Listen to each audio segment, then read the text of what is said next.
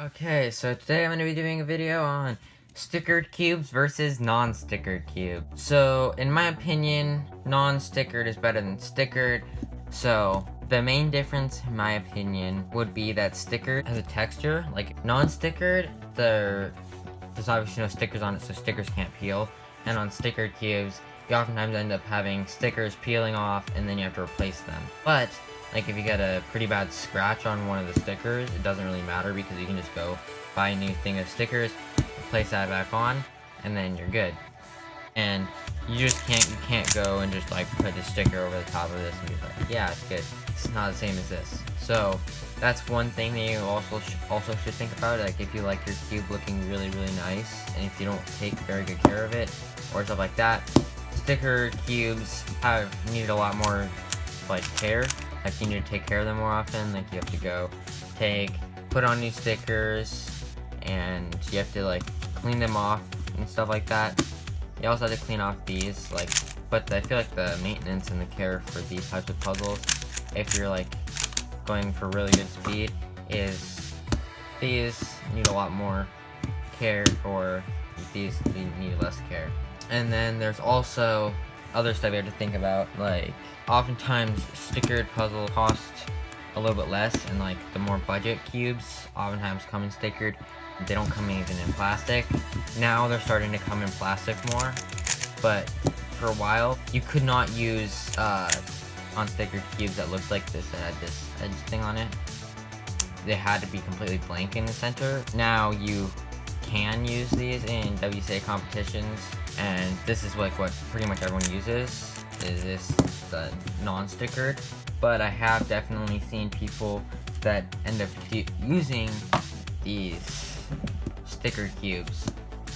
Now it's actually hard to find stickered cubes.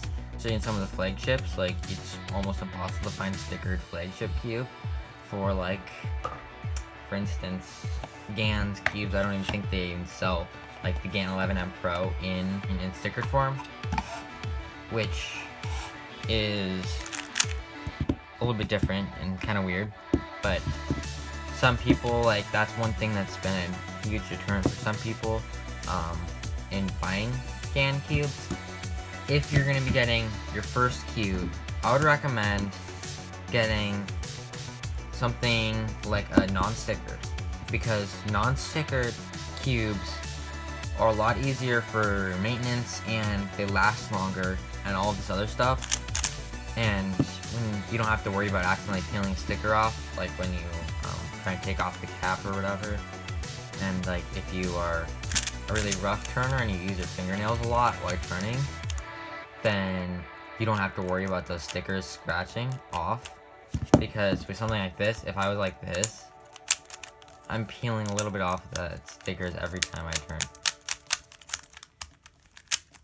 And if you're doing a lot of solves, then that is kind of a bad thing.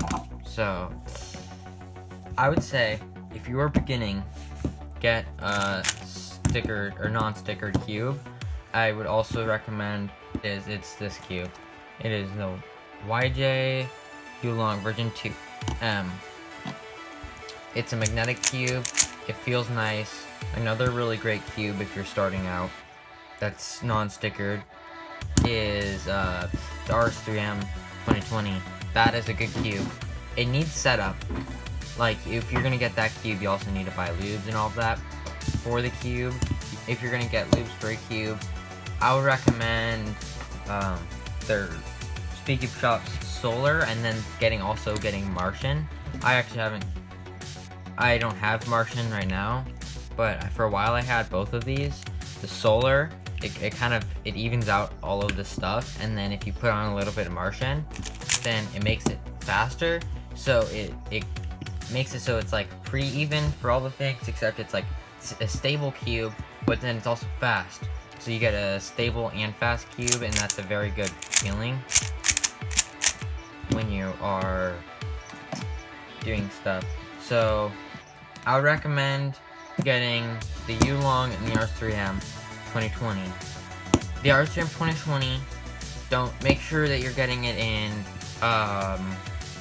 non-stickered, because stickered is just, especially if you're starting out, because it can really ruin the puzzle for you, because I bought a stickered one because that was all they had left from Speak Up Shop, and I did not like it at all, and I ended up giving it to a friend because I was like, I cannot do this, and it just ended up sitting in a drawer for like several months. So I was like, I don't need this. My friend likes this puzzle, so I'll just give it to my friend. So my friend now has that puzzle, so make sure to get the Yulong version 2M.